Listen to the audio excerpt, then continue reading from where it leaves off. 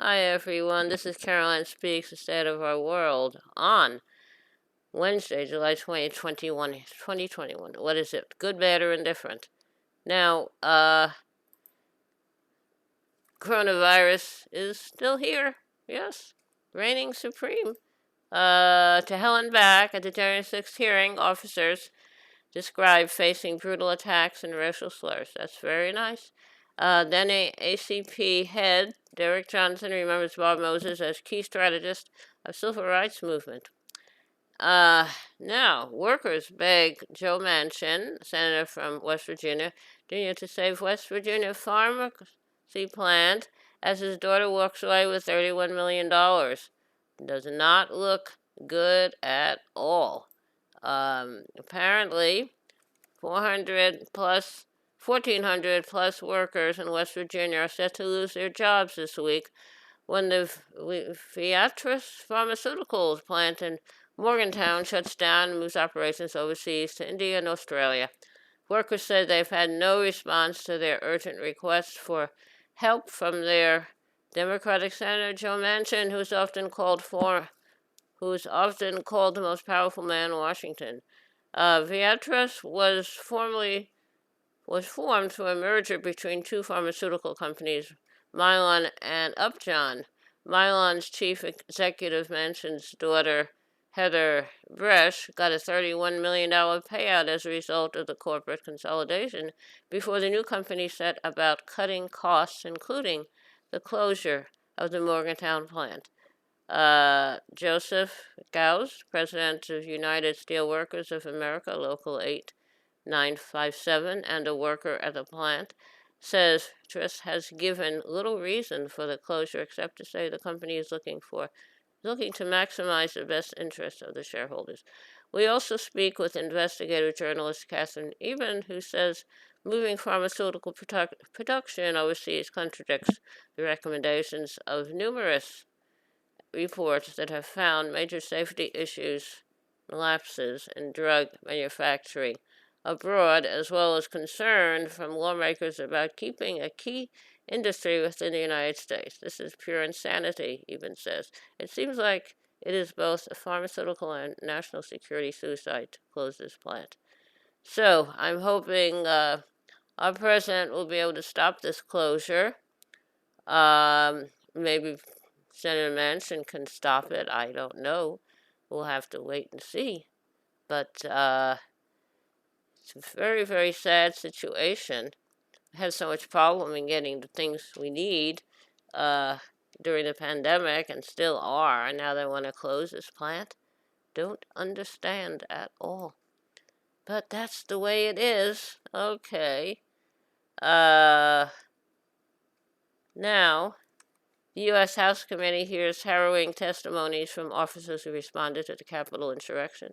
CDC says vaccinated people should wear masks indoors in high-risk areas amid the Delta spread. Tanzania receives 1 million J&J COVID vaccines.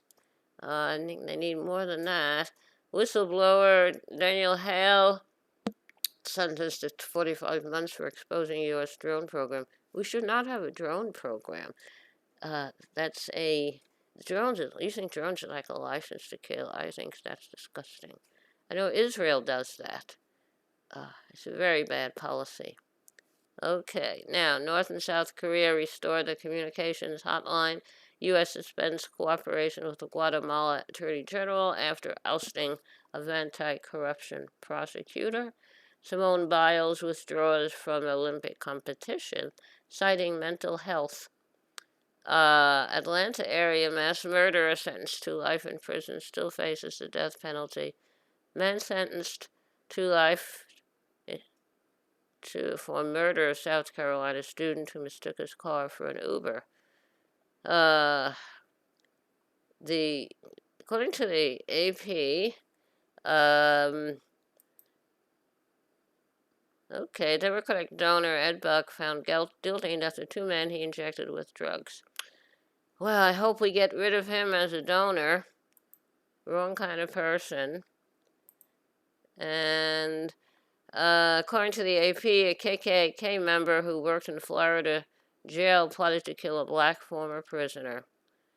Oh, that's nice. I hope they get the Klan, rid of the Klan, um, because it's a real big problem.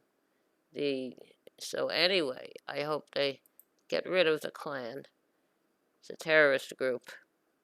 Now, what else do we have? Immigration prosecutors continue to deport immigrants who government memo says should not be expelled. I thought everyone was supposed to have their day in court. I don't know. I don't understand. Texas GOP voters reject Trump candidate in a special U.S. congressional election. Special election Texas voters rejected a Trump-endorsed candidate and elected another Republican. State Representative Jake Elijah to the U.S. House. Elijah ran an anti-immigration campaign and called himself a Reagan Republican. He ran against Susan Wright, the widow of former Congress member Ron Wright, who died last year from COVID, leaving open his seat, Texas 6th Congressional District. I don't know if they gained anything by doing that, but anyway. It's a good blow to Trump. That's good. California, New York City to require workers to get vaccines or weekly tests. CDC says Florida accounts for 1 in 5, that's 20% of all U.S. COVID cases. And a study finds that the lifting of eviction moratoriums resulted in over 10,000 coronavirus deaths. And Tokyo reports record number of COVID cases as it hosts the Olympics. Very sad. Very, very sad. Okay. Now, so there's a lot of news in the world, a lot of bad things happening. The thing you have to do is to help yourself, help each other. Wear that mask, practice social distancing. Only go out when you have to. And when the vaccine is available for you to say for you to take it, take it. Help yourself and help others. And remember, there's a lot of people suffering all over the world, a lot of refugees in the world, millions, due to war, climate change, famine, and dictatorships. And unfortunately, our country has supported a lot of dictatorships. So I do hope there'll be justice someday for everyone. Okay? All right. Now, how about a little music after all that news? Now, I'd like to sing today. What would I like to sing today? Okay, why don't we sing, I'll sing, I don't know if I know all of it. Silver Threads and Golden Needles, a very old song. Silver threads and golden needles cannot mend this heart of mine, and I dare not drown my sorrows in the warm glow of your wine. You can't buy my love with money, for I never was that kind. Silver threads and golden needles cannot mend this heart of mine. Okay, that was part of it. Now it's time to say goodnight. Stay safe, take care of yourself and each other. Remember, kindness goes a long way. Kindness goes a very long way. Hope you're back with us again tomorrow for another meeting of Caroline Speaks State of the World. And today is Wednesday, July 20th, 2021. Thank you for tuning in. See you tomorrow. Good night.